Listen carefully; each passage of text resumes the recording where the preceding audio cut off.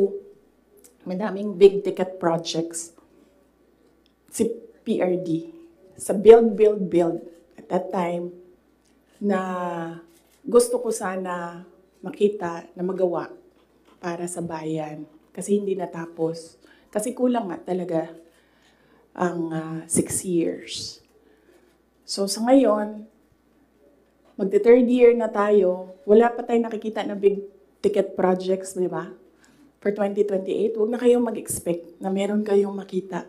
Kasi it takes more than 6 years to prepare for a big ticket project.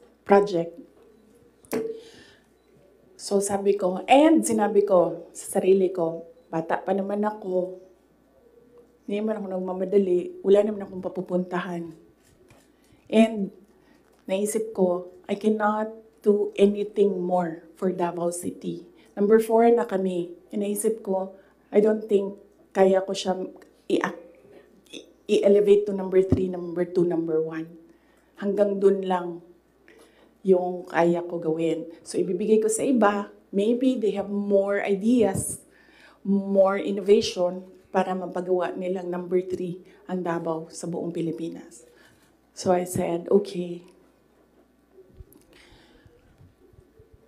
I need to see my numbers. Sabi nila, okay, we can do a quick and dirty survey. Sabi ko, oh, sige. Sabi ko, gawin nyo. And then you come back to me kung ano ang mangyayari. So, nagpagawa sila, and then tinawag nila ako. Sabi nung nag-survey, ito yung survey, okay naman, sabi nung nag-survey, wag lang kayong maghiwalay, mananalo kayong dalawa. Ito yun. Hindi pwede mag-picture, pero pwede ko ipakita sa inyo mamaya.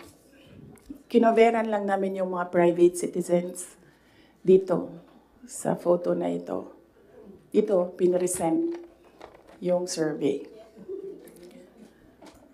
May cover lang yung mga tao na private citizens. Ang nandito, Senator Amy, Governor Claude Bautista, Congressman Claude Bautista, former Mayor Luigi Quisumbing, Attorney Vic Rodriguez, Inday Sara, the infamous Vice President, BBM Sandro Marcos. Pwede nyo tingnan mamaya. Bawal mag-picture ha. Okay. So sabi ko, okay, balikan ko kayo, kausapin ko pamilya ko. Kinausap ko, mama ko. Kinausap ko yung dalawa kong kapatid, si Paulo at si Baste. Umupo kaming 4. Sabi ko, takbo akong Vice President, ito yung mga rason. Sabihin niyo sa akin, bakit hindi ako tumakbong Vice President? Wala man sila sinabi. Ang sinabi lang ng mga kapatid ko, anong matulong namin sa iyo. And then sabi ng nanay ko, okay, sige. And then, sumulat ako ng letter. In-address ko kay PRD. Sinabihan ko yung kapatid ko, si Baste. Kinausap ko siya. Sabi ko sa kanya, kaya mo ba ang gawing number 3 itong Davao City? Kaya mo bang saluhin? Kasi kung hindi mo gusto, di mo pa kaya, hindi ako tatakbong Vice President. Sabi ng kapatid ko, kaya ko, gagawin namin.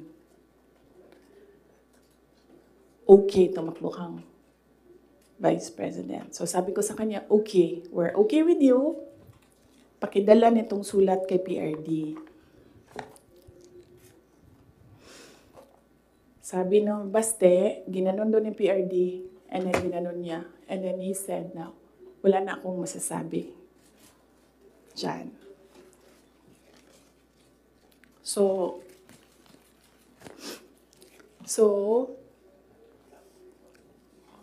okay lang, sir, kasi kung babaan ninyo, masyado tayong madami dito, iinit siya.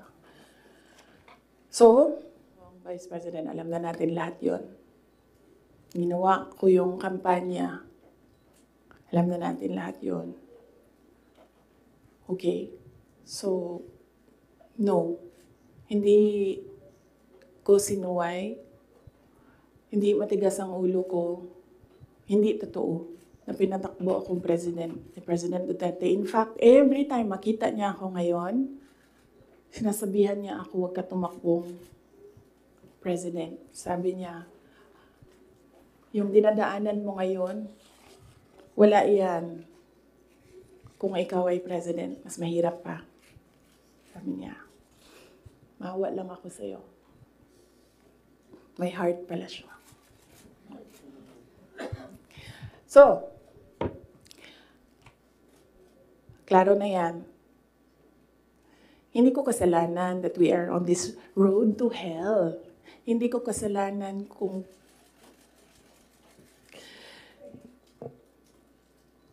hindi marunong. Kasi kung alam mo naman na may kakulangan ka, bibilisan mo yung gagawin mo para mag-catch up. Hindi ka naman uupo lang doon na parang, may kakulangan talaga ako. Ganun talaga. Hindi ganyan. So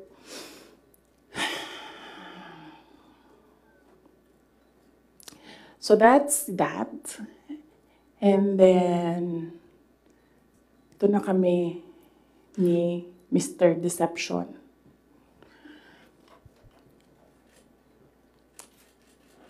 Sabi ko sa kanya, 2 lang.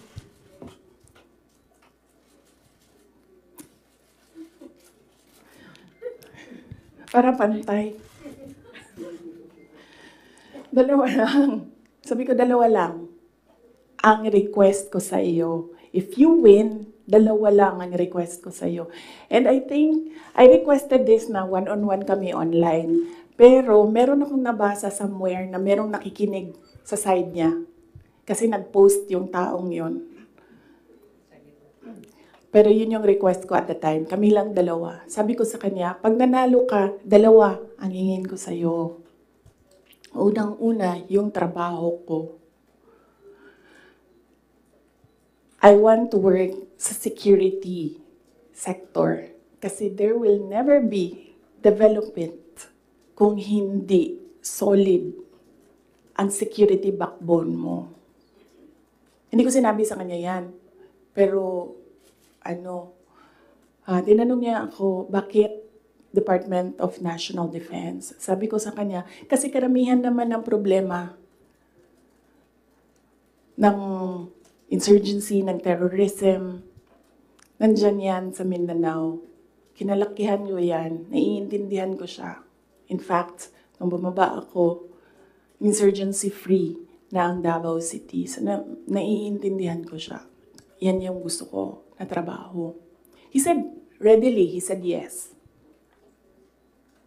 And then, ang isa, sinabi ko sa kanya, itong trabaho na ito,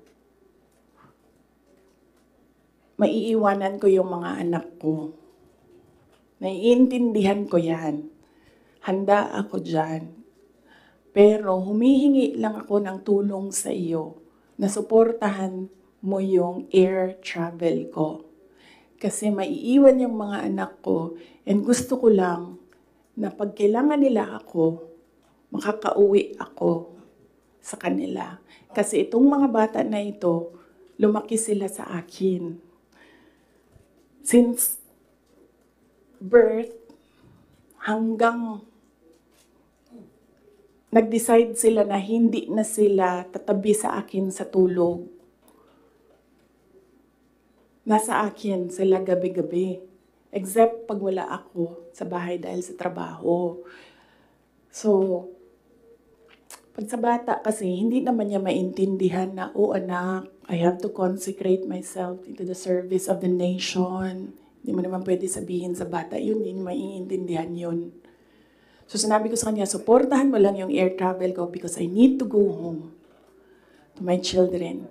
Kasi kahit na vice president ako, gusto ko pa rin na maalala nila na nandyan yung nanay nila dahil sa loob ng bahay. Hindi naman vice president tingin sa akin ng mga anak ko. Just plain, mama, may kailangan ako, mama, may problema ako. Sabi niya, yes. Dalawa lang yun. Sabi niya, yes. In fairness, hindi siya yung nag-umindi sa DND. Hindi totoo yan na hindi binigay sa akin. Binigay yan. Nung nanalo na, sinabi ko na ito dati, ulitin ko lang. Nung nanalo na kami, nakita ko yung boto. And then I realized, sabi ko, gagawin talaga ng mga tao na ipaaway kami para masira yung partnership. Yun talaga ang gagawin. Lalong-lalo na ng mga yellow, ng mga liberal. Kasi yun yung gusto nila. So sabi ko, they will exploit this. And dahil nasa DND ako, araw-araw ako pagdududahan. Anong ginagawa ng babaeng yan dyan? Saan na ginabuhat? Asam na siya gaadto? Planning ako dita? Planning to overthrow the government? Kasi DND yan. Hawak mo ang military. So sabi ko sa sarili ko, ayaw ko na magtrabaho ng ganun. Na araw-araw ka pinag-iisipan na meron kang gawin. Samok ko rin siya